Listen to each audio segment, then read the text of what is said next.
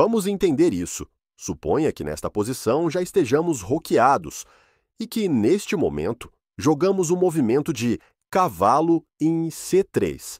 Se for esse o caso, as pretas continuarão com o forte lance bispo em G4 e essa cravada é muito poderosa para as pretas, pois as brancas não conseguirão se livrar dela de forma satisfatória. Por exemplo, se moverem a dama para E1 para tentar sair da cravada, as pretas simplesmente capturarão o cavalo. E imagino que ninguém queira jogar com esse roque enfraquecido. E se, em vez disso, as brancas tentarem expulsar o bispo com H3, o bispo se retirará para H5, e não haverá uma maneira satisfatória de quebrar a cravada a menos que avancem o peão até G4. Mas, como o rei já está roqueado, essa jogada pode ser muito arriscada, pois as pretas podem sacrificar o cavalo capturando o peão. Uma vez capturado, o bispo retomará, restabelecendo a cravada. E os reforços do ataque preto chegam com cavalo em D4 e dama em F6. Isso é extremamente perigoso e desconfortável para as brancas. E é isso que eu chamo de um ataque da cravada.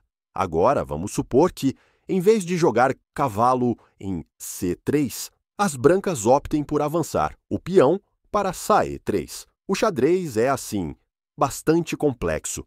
E agora, com essa pequena mudança, tudo muda. Essa cravada se torna uma completa perda de tempo e o principal erro estratégico cometido nesse tipo de posição. Mas não serei eu quem irá explicar isso antecipadamente. Vou deixar que o próprio Garry Kasparov, em uma de suas partidas, nos mostre por quê. Garry Kasparov está participando em uma exibição de partidas simultâneas e inicia com I4. O condutor das peças pretas responde com I5.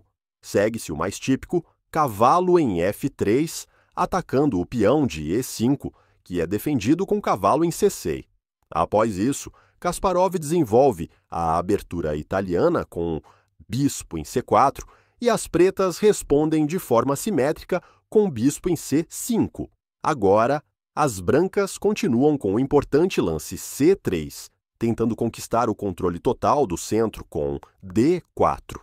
No entanto, as pretas contra-atacam jogando o cavalo em F6, pressionando o peão de I4, que as brancas defendem com D3, chegando a uma das posições mais importantes da abertura italiana. Nesta partida, as pretas decidem rocar imediatamente, e as brancas fazem o mesmo. A partida continua com D6. E lembremos, quando as pretas jogam D6, estão liberando o cavalo de C6 da defesa de I5, permitindo que ele se mova para A5, ameaçando capturar o importante bispo de casas brancas. Isso não pode ser permitido. Então o bispo se retira para B3, garantindo uma posição segura em C2. Outro dos benefícios de ter avançado o peão para C3 anteriormente. A partir deste ponto, chegamos ao momento mais instrutivo da partida, quando as pretas decidem jogar bispo em G4, cometendo o principal erro estratégico neste tipo de posição. E digo neste tipo de posição porque isso pode ocorrer tanto com as peças brancas quanto com as pretas, seja na abertura italiana ou na abertura Ruy Lopes. Por exemplo, se as brancas tivessem jogado bispo em B5, as pretas responderiam com A6, forçando o bispo a se retirar para A4. Em seguida, com B5, o bispo recuaria para B3, resultando na mesma posição, com a única diferença de que os peões pretos estariam em A6 e B5. Voltando à partida, para entender por que, com essa estrutura de peões em D3 e C3, o lance bispo em G4 é um erro estratégico. Deixem-me fazer uma pergunta. Qual é a função deste bispo? Esta é uma peça crucial para as pretas, pois se desloca pelas casas de cor oposta aos seus peões centrais. A principal função deste bispo é se opor ao forte bispo branco em B3. Portanto, quando o bispo se posiciona em G4, ele está negligenciando sua tarefa principal e enfrentando o adversário errado. Kasparov percebe isso perfeitamente e aproveita a oportunidade para encurralar o bispo, jogando imediatamente H3, ganhando um tempo, já que essa jogada fazia parte de seu plano de qualquer maneira.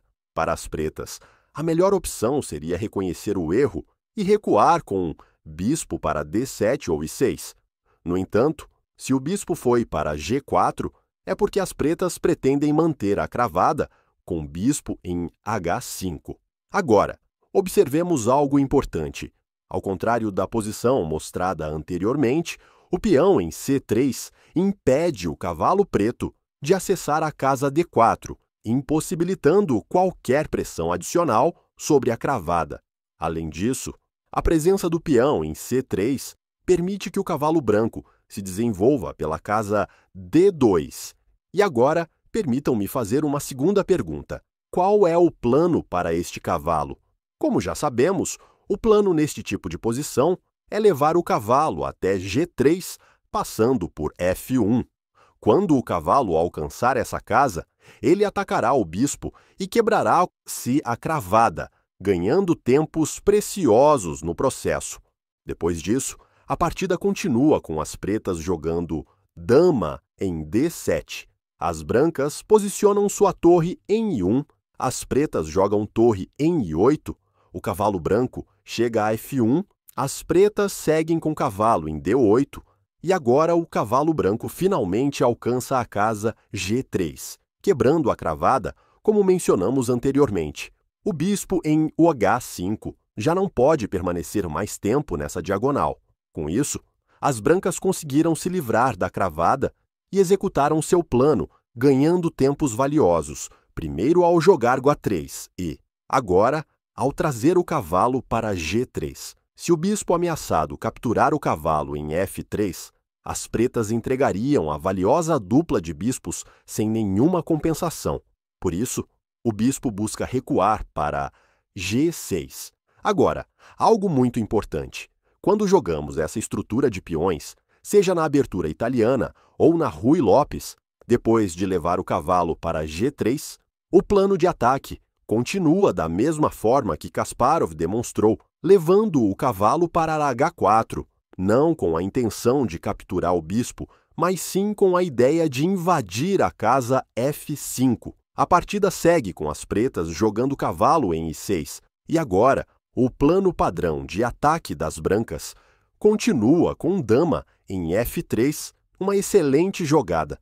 A dama não só ajuda a controlar a casa F5, mas também cria várias ameaças táticas relacionadas ao cavalo em F6.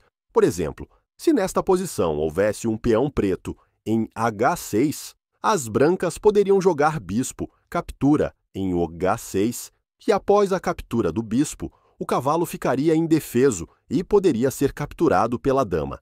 Este é um tema tático que se repete inúmeras vezes nesse tipo de posição, e posso garantir que, se você adotar esse plano, em algum momento terá a oportunidade de aplicá-lo com sucesso. Neste exemplo, as pretas não avançaram o peão para o H6, mas continuaram com dama em E7. Em resposta, Kasparov levou o cavalo até a casa crítica de F5, atacando a dama. Se as pretas movessem a dama para F8 para sair do ataque, Kasparov teria continuado com H4, pressionando o bispo para que fosse forçado a trocar-se pelo cavalo em F5 imediatamente. Porque se as pretas jogassem H6 para tentar proteger o bispo em H7, o que as brancas fariam? Exato, muito bem. Cavalo captura em H6. Após a captura, o cavalo em F6 ficaria desprotegido e pronto para ser tomado pela dama, o tema tático que discutimos anteriormente. Portanto, antes de mover a dama, as pretas decidiram livrar-se imediatamente do bispo, capturando em F5. As brancas retomam com cavalo por F5 e a dama preta recua para F8, mantendo-se próxima da defesa do rei. Como resultado da equivocada manobra das pretas de cravar o cavalo em F3, elas perderam uma peça fundamental, o importante bispo de casas claras, enquanto as brancas ganharam vários tempos para lançar um forte ataque pelo flanco do rei. Agora, algo importante a considerar. O que aconteceu com o desenvolvimento das peças brancas? Estamos na 17ª jogada e ainda não foram desenvolvidos o bispo nenhuma das torres. Neste caso, isso é possível porque o centro está semicerrado, o que determina o ritmo da partida. Se o centro estivesse aberto, deixar o bispo e a torre sem desenvolvimento seria catastrófico. Mas aqui não é o caso. Agora que Kasparov atingiu seus objetivos no flanco do rei, ele volta a completar o desenvolvimento de suas peças com bispo em D2. As pretas responderam com torre em D8 e Kasparov prosseguiu desenvolvendo sua última peça pendente com torre em D1. Depois que as pretas jogaram C6, Kasparov reposicionou seu bispo para C1, garantindo que ele não obstrua a torre. Agora, a fase da abertura está completa e Kasparov tem uma posição espetacular, com total controle do centro, um rei completamente seguro e todas as suas peças, incluindo as torres, perfeitamente desenvolvidas e prontas para o próximo estágio da partida. As pretas continuaram movendo o bispo para B6 e agora, para as brancas, tudo está pronto. Kasparov concentra suas ações no centro com D4. As pretas capturam o peão central, as brancas retomam e as pretas reagem com D5. Sem hesitar, as brancas avançam e fecham o centro com I5, ganhando um tempo ao atacar o cavalo em F6, que se retira para D7, removendo assim o principal defensor do roque preto. Agora, com um centro forte, todas as peças desenvolvidas e a vantagem da dupla de bispos, Kasparov decide iniciar um ataque no flanco do rei com H4. Sentindo assim a pressão, o rei preto se assusta e se move para H8. O peão branco avança para H5 e, para detê-lo, as pretas jogam H6. No entanto, este movimento enfraquece a diagonal e o grande mestre das peças brancas imediatamente aproveita essa fraqueza com bispo em C2, deixando as pretas sentindo falta do seu bispo de casas claras. As pretas tentam reagir atacando a torre com bispo em A5, mas sem pressa, Kasparov simplesmente move a torre para I2. As pretas, em uma tentativa ousada de reagir, jogam F6. Infelizmente, este é um erro conceitual grave, pois quando você perde um bispo, deve posicionar seus peões nas casas da mesma cor para compensar a ausência dessa peça. Aqui, no entanto, as pretas fazem o oposto, colocando seus peões em casas escuras, exatamente a cor oposta ao bispo perdido, e enfraquecendo completamente todas as casas claras. Kasparov sente a oportunidade e não hesita, jogando o cavalo em H4, já com a ameaça iminente de entrar em G6 com um ataque duplo ao rei e à dama. O rei preto tenta escapar movendo-se para G8, mas então a dama branca se infiltra em F5 e as pretas começam a sentir profundamente a falta do bispo de casas claras. A diferença de nível entre os jogadores é evidente. Kasparov, um campeão mundial, enfrentando um jogador amador em uma simultânea. Ele poderia ter vencido qualquer um de nós da mesma maneira, ou até pior. No entanto, esta partida serve como uma lição valiosa, ilustrando os erros cometidos pelas pretas e mostrando-nos como evitá-los em nossas próprias partidas. Para prolongar a luta por algumas jogadas a mais, as pretas jogam dama em F7, mas Kasparov rapidamente responde com dama em H7.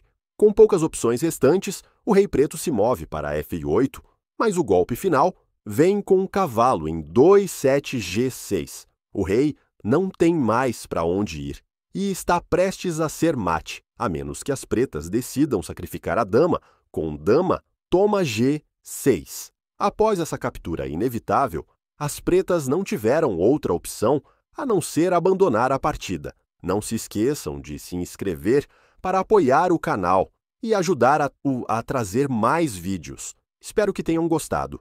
Nos vemos no próximo episódio.